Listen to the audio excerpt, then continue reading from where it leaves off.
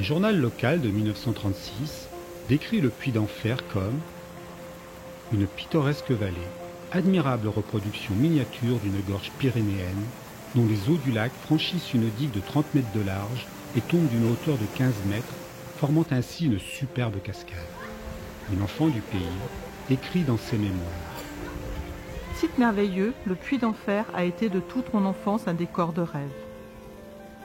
Mais le rêve s'est interrompu le jour où le pépé Victor a reçu la visite d'un carrier qui a su trouver les mots pour le convaincre de lui céder quelques hectares sur le domaine de la Piochère. Ainsi commença le ballet des camions, ponctué par des éclats de nuit. Au fil de l'exploitation, elle assiste à la disparition de la cascade et de l'étang.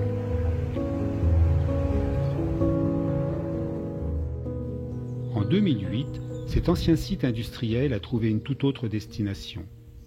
Nicolas nous présente son historique. L'origine du site, donc on a la vallée du Puy d'Enfer qui est à côté, qui est gérée par la communauté de communes. Il y a eu un diagnostic biologique de fait en 1999 et les naturalistes de l'époque se sont perdus et ils ont trouvé le site, ils ont trouvé les orchidées. C'était pas l'objectif du bureau d'études que de proposer des mesures de gestion et de conservation sur la carrière, mais ils ont fait le lien avec les associations. Ce lien a permis la mise en place en 2008 d'une convention tripartite entre la société Kléber-Moreau, De Sèvres Nature Environnement et la Société française d'orchidophilie Poitou-Charentes-Vendée. Quels sont les enjeux du site? C'est les orchidées. Il y a deux espèces qui sont protégées, une de niveau régional, l'Epipactis des marais, une de niveau européen, l'aspirante d'été. À l'échelle départementale, on n'a que deux plantes qui sont protégées au niveau européen, et la deuxième, on l'a trouvée qu'il y a quelques années. C'est le flûteau nageant. Comme la majorité des sites, quand ils ne sont pas entretenus par pâturage, ils s'embroussaillent naturellement. Et du coup, il y avait des menaces qui pesaient très fortement sur les orchidées, mais aussi sur les autres enjeux du site. Donc, on y intervient par chantier participatif. Mireille et Daniel sont venus, ils ont dit on a des chevaux, on est à côté, est-ce que ça vous dit qui viennent en renfort? C'était super, parce que ça donne une ambiance de chantier qui est vraiment géniale. Bonjour. Depuis 2007, 4 chantiers participatifs ont été organisés sur le site. Ils s'inscrivent dans une gestion continue qui consiste principalement à ralentir la repousse des arbustes pour maintenir les milieux favorables aux espèces protégées. Jean-Claude nous liste les actions prévues avant de démarrer ce chantier 2020. On va commencer ce matin à créer un couloir de passage entre le tertre et le frontail là-bas.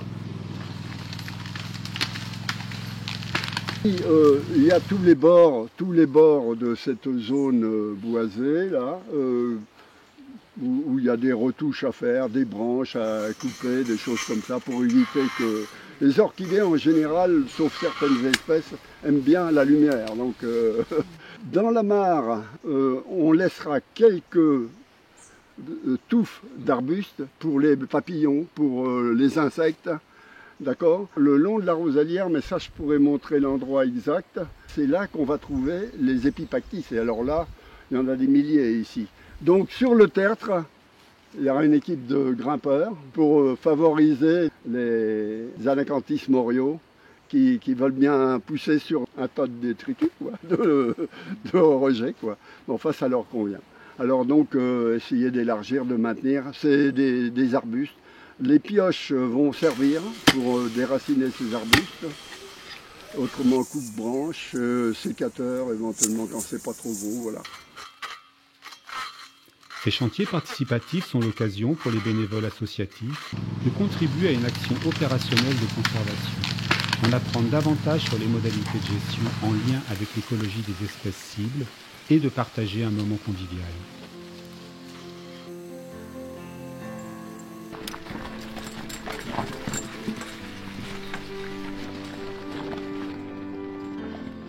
Au fil de la journée, quelques découvertes, les arvères, sphinx tête de mort, larves de triton, qui complètent la liste des espèces à fort enjeu que Nicolas nous présente.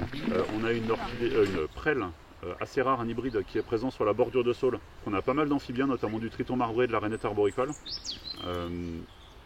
Et il y a des enjeux orthoptères et libellules. Alors orthoptères, je ne me souviens plus des espèces, mais libellules, il y a des orthétromes pas communs. L'orthétrome brun et bleuissant notamment. À la fin du chantier, la carrière de la Piochère retrouve le calme qui fait désormais son quotidien.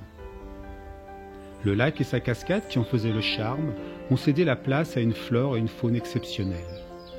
Et si l'arrêt de l'activité de la carrière n'a pas restitué à l'enfant du pays sa vallée merveilleuse, elle est devenue une réserve de biodiversité offerte aux générations futures, sur laquelle veillent désormais des SNE et la SFO-PCV, ainsi que le propriétaire du site, la société Kléber-Moreau.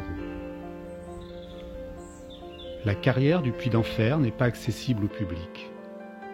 Si vous êtes intéressé par la protection des espèces et des habitats, alors n'hésitez pas à venir nous rejoindre.